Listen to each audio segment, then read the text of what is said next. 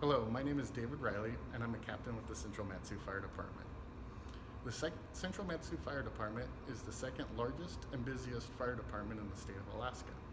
We are a combination department made of full-time and paid-on-call personnel. Our response area is roughly 150 square miles, and are responsible for all fire and rescue incidences within that area. Over half of the population of the whole borough lives within that response area. The Central Matsu Fire Department currently has very little to none equipment for the urban search and rescue environment, otherwise known as USAR. History has proved that this is a very real danger in our area. In 1964, Alaska was hit with a 9.2 magnitude earthquake that killed over 130 people and did major damage. Most recently, in November of 2018, Alaska was hit with a 7.1 magnitude earthquake. Luckily, it did not kill anybody, and we had very little damage.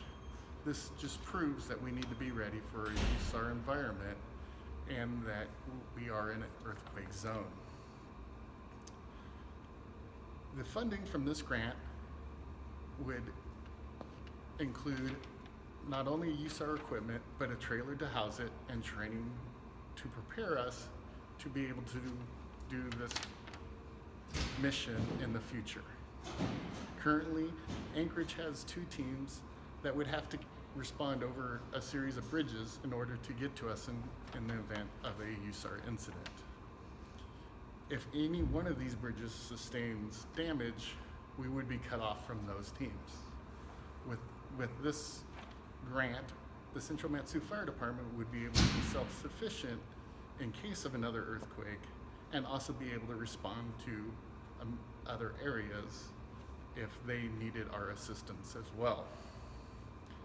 The fire department is funded through property taxes and is budgeted straight into fire suppression activities.